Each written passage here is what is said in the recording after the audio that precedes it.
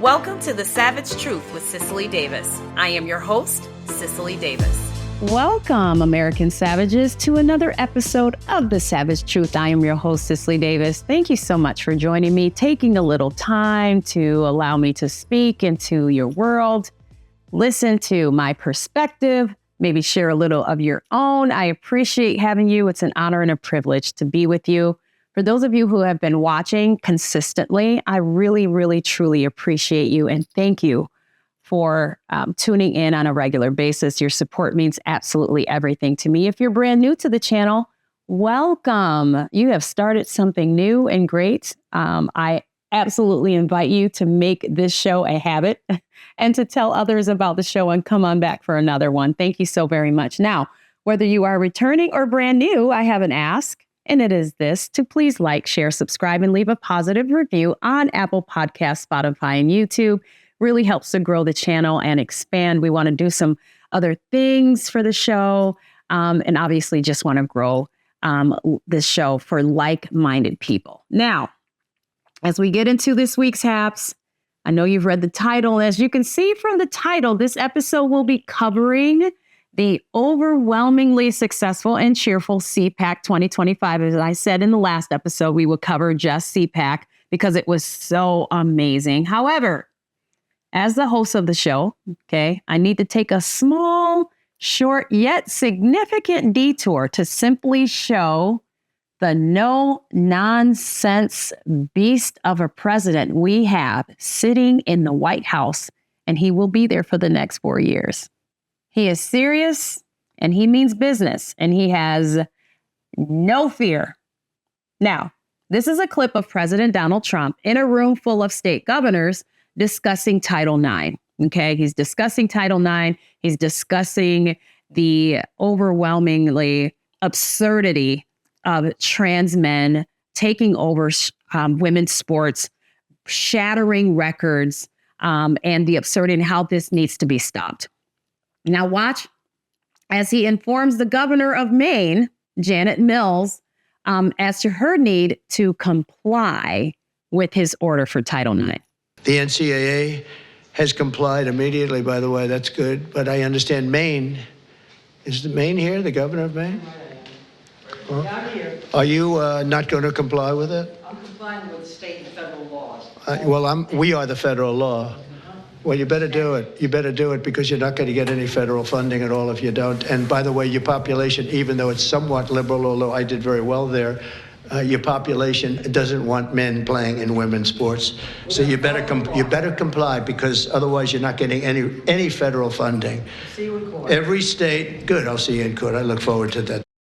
Now, Governor Janet Mills has once again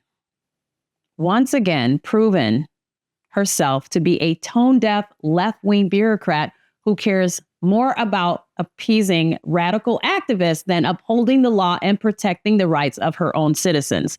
Now, this was so very rich. When I talk about someone in Donald Trump who is fearless, there has never been a president who has been this blatant. And there is absolutely no politics in this man. This is all about business and his true, undying, pure love for America and wanting Americans to be safe and prosperous. And so when he speaks to these bureaucrats, he doesn't approach them from a political perspective. We've never seen anything like this. We've never seen anyone like him. What we've become accustomed to is politicians who are very careful about their wording and to be diplomatic and to carefully step and choose words carefully so as to appease and not offend.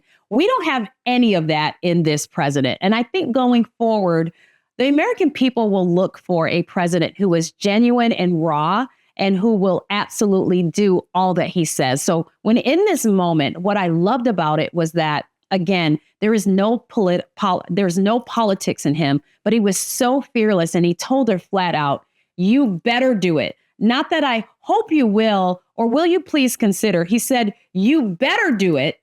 You better do it, or you will receive no federal funding. And then she tries to goat him and says, I'm going to follow state and federal law. He said, we are the federal law. We are the federal law. You better go with this. You'll get zero federal funding, and I look forward to seeing you in court. That'll be an easy one for us. We have never seen anything like it. It is so very refreshing. This is the kind of model we need going forward, okay?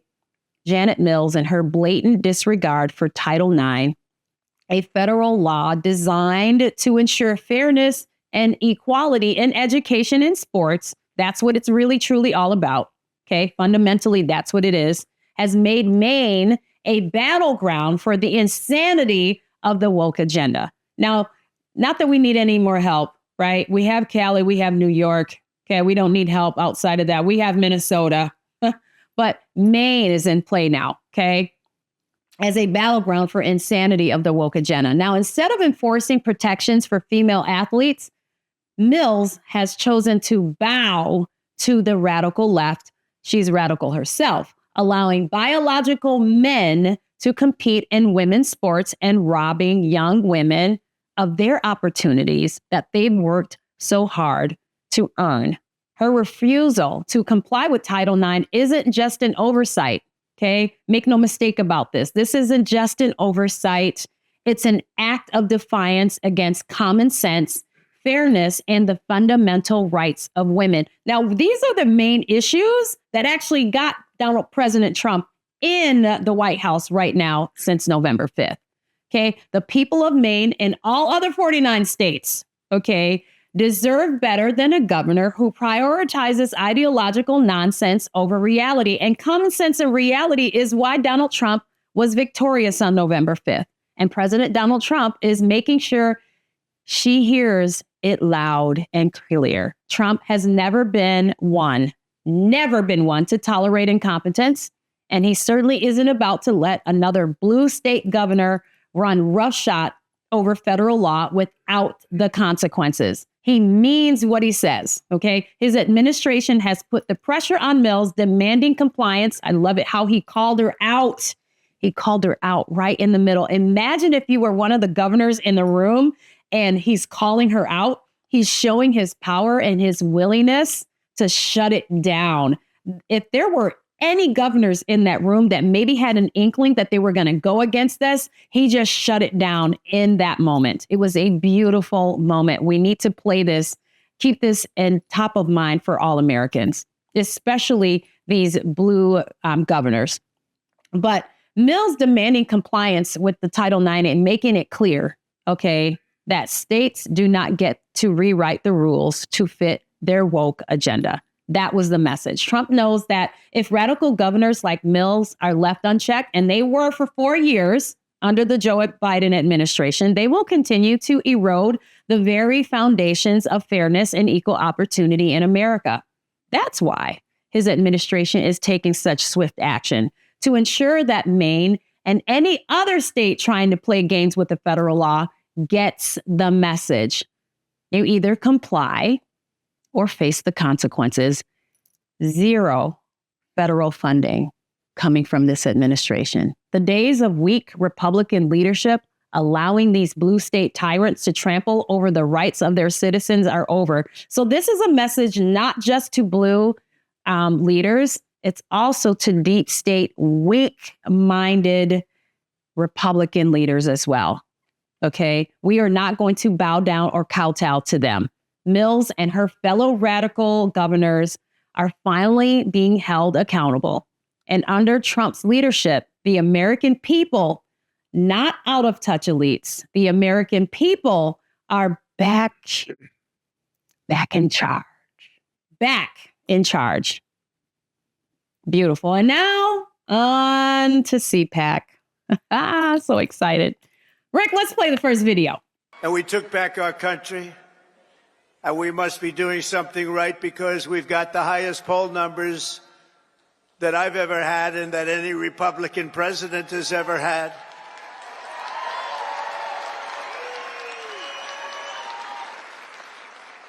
And our approval rating is now the highest ever across all demographics. Rasmussen just came out at 56%. Insider Advantage, 56%. RMG Research, 57%. And we have many polls in the mid-60s, one at 71%. We like that, 71.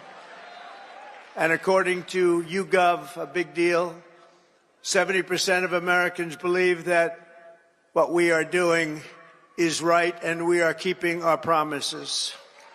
And as of January 20th, 2025, the dark days of high taxes, crushing regulations, rampant inflation, flagrant corruption, government weaponization, and total incompetence, those days are over. They're over. But we cannot stop now. We're going to push forward every single day. In the immortal words of that great American hero, Captain John Paul Jones, I have not yet begun to fight.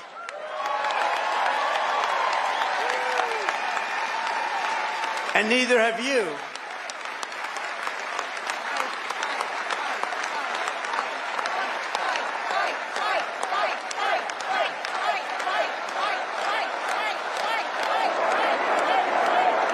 So together for the next 4 years, we are going to stand strong. We are going to work hard. We are going to fight, fight, fight, and win, win, win.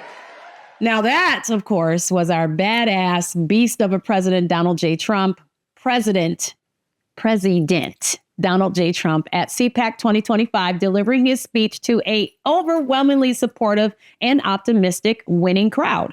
He looked great. He sounded great. He was in great spirits. He's clearly lost some weight. He's fit in that suit so nicely. And he has been knocking them dead, the Dems, of course, the left, with his flood the zone maneuvers since January 20th, when he was, of course, sworn in.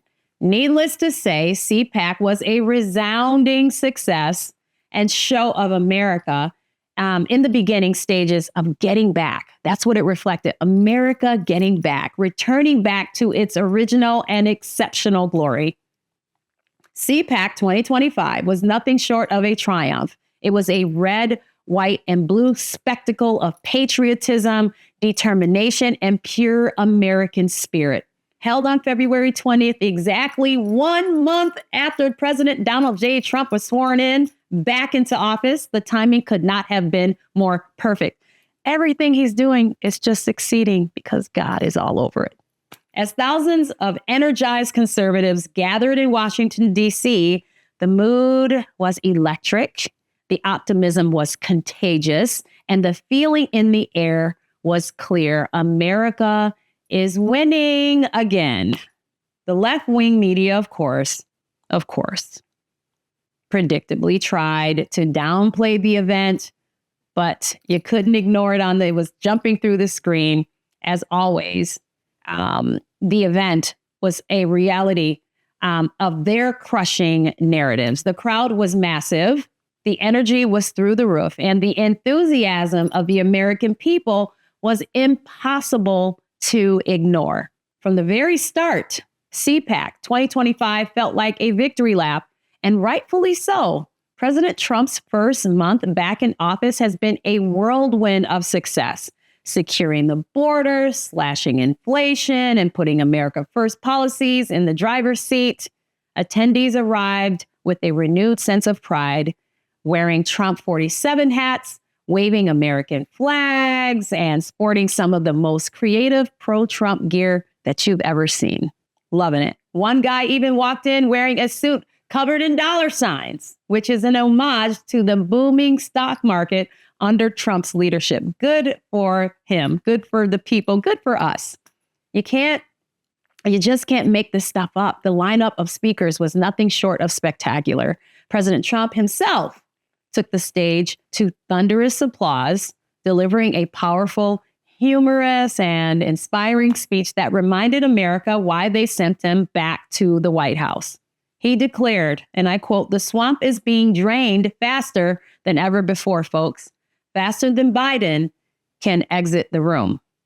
Well, no, not very fast, but the crowd roared with laughter, but they also knew he meant business. Trump outlined his administration's aggressive plans to restore law and order, to bring back energy independence, and crush the woke agenda once and for all. And folks, let me remind you right here in this moment that with 72% of the American electorate voting Donald Trump in, right? This was an overwhelming sweep decision by the American people to put him in. That's exactly what the American people want, to crush the woke agenda once and for all.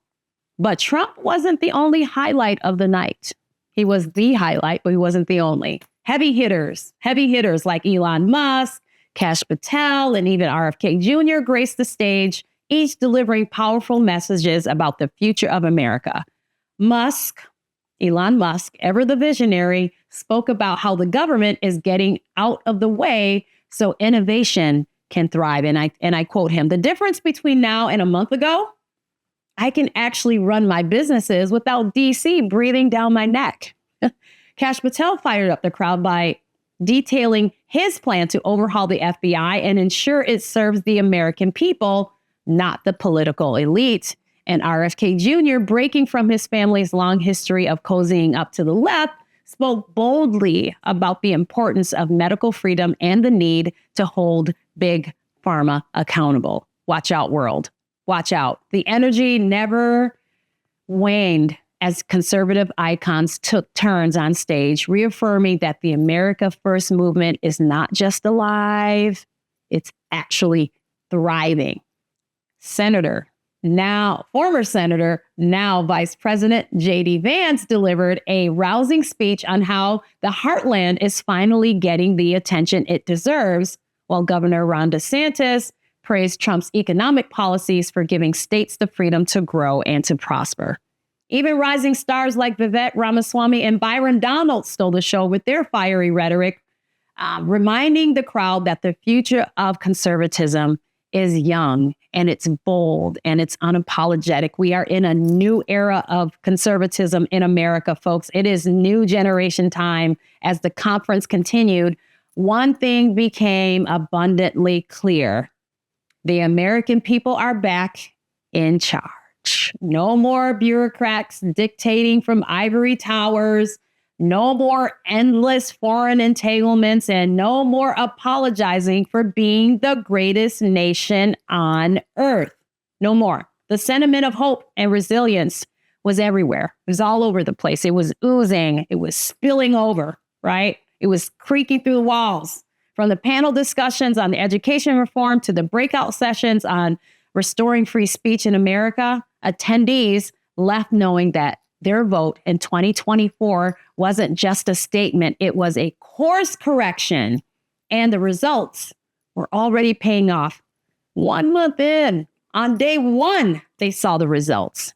The media, of course, had a meltdown, and they should. I get it. If I were on the opposite side, I would be melting down right now as well. MSNBC called CPAC 2025, and I quote, a far-right echo chamber. Oh, how creative. I mean, what's so great about all this is that they've called us so many names for so long. These now bounce right off us. We make like a duck and we let it roll off our backs. Well, CNN complained that, quote, Trump's influence is stronger than ever. You're darn right.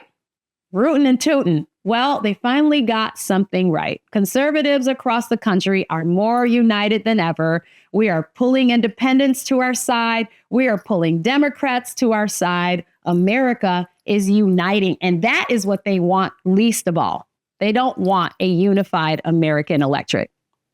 Fired up by the realization that when we fight for our values, we win. When we fight for our values, folks, we win. The people are seeing the results of Trump's leadership in real time. And the energy at CPAC proved that the movement is unstoppable.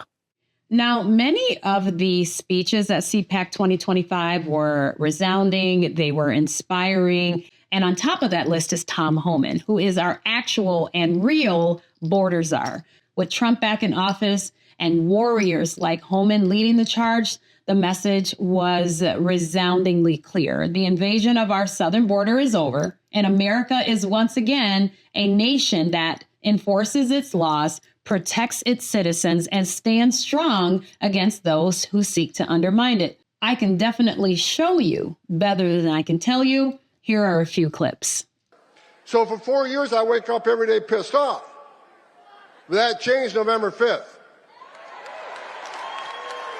Now I wake up every day excited because I work for the greatest president of my lifetime, Donald J. Trump.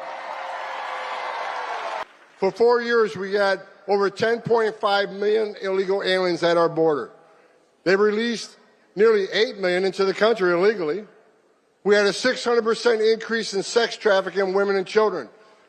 We had a record number of known suspected terrorists and people on the terrorist watch list crossing the border. Under Trump, we had 14 in 4 years. Under Joe Biden, just shy of 400. Think about that for a moment. What Joe Biden did to our border was create the most significant public safety and national security vulnerability in this nation's history. But guess what? We got one badass president now who's going to come in and is going to take care of this border.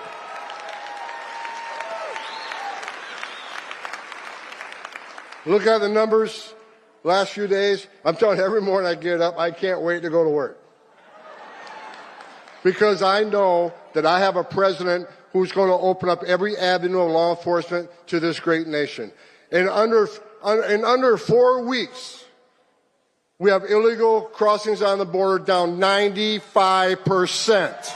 Another one of my favorite speeches was actually given by Stephen Miller, who talked about the accountability that will be held and enforced by Donald Trump and his cabinet, reminding the crowd that we, the people, are in charge and that we pay for their positions, their offices, and we have every right to expect them to uphold their job duties and perform as we see fit, or we will fire them.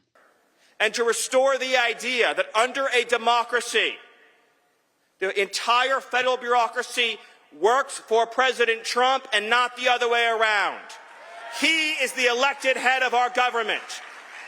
And to all the people in the media, all the people in the Democratic Party screaming about democracy, Donald Trump is the one who is saving democracy. Donald Trump is the one who is saving our Constitution. Donald Trump is the one who is saving America. And any federal bureaucrat who defies the lawful orders of this president will be fired. President Trump will ensure that whether you work at the FBI, whether you work at the CIA, whether you work at the Department of Homeland Security, the Department of Justice, the Department of Health and Human Services, career civil servants, also known as bureaucrats, work for the American people, and they work for the president the American people elected. They do not set their own agenda. They do not write their own rules. They do not work for themselves. They work for each and every one of you. You pay their salaries. You pay for the buildings they work in. You pay for every single thing they do. And if they are not following the laws, the Constitution, and the President of the United States, then they will find a new career. One of my favorite speeches of CPAC 2025 was given by none other than the infamous Ben Shapiro, who is obviously a fantastic orator, extremely smart and sharp, very strategic. But he talked about, most importantly, why Donald Trump wins. And the theme of his speech is simply because Donald Trump lives in reality. Here's my favorite take from Ben's speech. He's always been answerable to reality. And that means that when he unleashes another businessman, Elon Musk, inside the government and says, go in there with a meat axe and start taking out programs, that is what a businessman would do. If you came into a business as a business person and it was rife with waste, fraud, and abuse, you wouldn't sit around and run a commission on it. You would start firing people. You would go in and you start making changes. You'd start breaking things and moving quickly. And President Trump is doing precisely that. You can see business optimism in the country is skyrocketing specifically because of that. Meanwhile, the Democrats don't know what to do because their cherished blue pipeline, which is what the federal government is. It is a permanent payment program for the left, the federal government. They have permanent institutions that exist outside the government. They take literally trillions of your taxpayer dollars, and then they funnel all that money out to their political allies inside and outside the government. And Donald Trump came in and he broke the pipeline. Why? Because he lives in the world of reality. Now, all of this sounds commonsensical to all of us, right? because it is commonsensical. But in Washington, D.C., commonsensical is not the way things have been run. Instead, people have been so wedded not to victory, not to winning, not to achieving things, but to saying things properly in just the right way to get the right coverage in the New York Times or in the Wall Street Journal or in whatever media outlet they're pandering to, that they never actually think about what wins and what loses. And then there's the matter of the reality of our daily lives. President Trump understands that what most Americans want is not identity politics. What most Americans want is not some bizarre notion about androgyny where men can be women and women can be men, and that we are sort of free-floating sets of feelings existing within the meat suits that we wear around. President Trump understands basic things that the left has completely abandoned and that he was willing to say. Stuff that was uncontroversial, 5 minutes ago. Like boys are not girls, right? Like these are controversial statements to make, but President Trump understands that that actually has some pretty deep ramifications when you say things like boys are not girls, such as perhaps men have a role to play that is different from women's role. That does not mean that women shouldn't be in the workplace, obviously, and it doesn't mean that men shouldn't help take care of the kids, but it does mean that men being masculine is a good thing, and it means that women being wives and mothers is a good thing too. The movement is unstoppable. As the conference came to a close, the message was clear. America's best days are ahead. 1 month into Trump's second term, the American people have never felt stronger, never been more unified, never been prouder or more confident in the future. The spirit of CPAC 2025 wasn't just about celebrating a return to greatness. It was about cementing a path forward where freedom reigns, opportunity thrives, and the American dream is alive and well. And we heard from so many young people in the last 4 years that they didn't believe in the American dream. They didn't think it was possible or that it was real or that they could even touch it or grasp it. They now, with Donald Trump at the helm, believe that that's possible. And they know that it's real and that it is still alive and well. And if the past month is any indication, the next 4 years are going to be nothing short of legendary. So please like, share, subscribe, and leave a positive review on Apple Podcasts, Spotify, and YouTube. Remember to be bold, be strong, be faithful, and be true. Till next time, I'm Cicely. President Trump, God bless you. I'm proud to be back, and I'm not leaving until we fix this shit. The Savage Truth with Cicely Davis is a production of Front Page Magazine and the David Horowitz Freedom Center. Reproduction of this podcast without express written consent is prohibited.